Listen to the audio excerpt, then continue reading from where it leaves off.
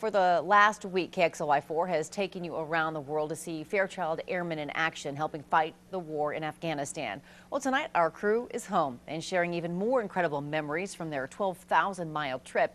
With our continuing series, Fairchild deployed, KXLY4's Jeff Humphrey back on American soil. We're glad you're here safe and sound. Thanks very much. You had quite an adventure. You went with photojournalist Tim Martin to Kyrgyzstan, if I'm saying that correctly, back in Spokane. And you and I have had a chance to talk, and you're really impressed with what you experienced. Well, it's really hard not to be impressed because regardless of your position on the war, these men and women from Spokane, they're working long, hard hours to execute their missions, and they do it because the lives of other Americans depend on their efforts.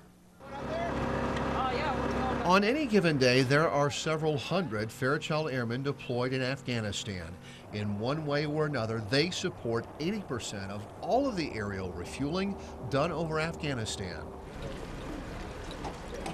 Here at the Manas Transit Center, there are no weekends, just a nonstop movement of troops and supplies, and Fairchild mechanics work around the clock to keep their 50-year-old planes flying. That is absolutely true, and we try to stay on top of it the best we can. Sometimes, as you said, these are an aging fleet. It takes a lot of maintenance.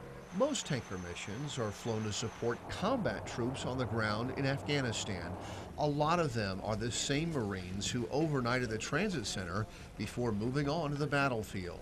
The guys on the ground always know they've got air cover over them. So with us as tankers, we go wherever we're needed to decrease the time on that kill chain. And the delivery of that fuel has to be on time and on target.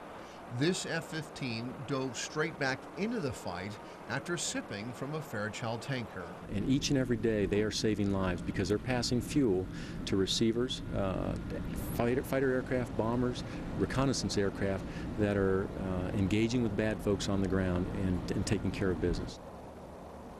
And Fairchild crews fulfill their mission despite being away from their families and living in cramped quarters for months at a time. We were in Kyrgyzstan for 3 days, ready to fold up like a tent, but fortunately, the men and women from Fairchild are a lot tougher, and they certainly deserve our respect and appreciation. And you said that, well, first of all, it was just an honor, and I know how much you respect Fairchild and the crews there anyway, but, you know, you got paid to take a really cool trip, but it's also, I don't know, it's also, this is happening so far away, but here we are in comfy Spokane, and these folks are working it. Nothing comfortable about it. You know, we've covered Fairchild for 20 years now, and this is the first time to see the gas be delivered to the battlefield, the point of the spear. It was really a once-in-a-lifetime opportunity, and the things that these people go through to make it happen, it's utterly amazing. Well, and I really liked what happened on the ground with, you know, the humanitarian aid, and you can see all of Jeff's stories, including that one, which I thought was my favorite.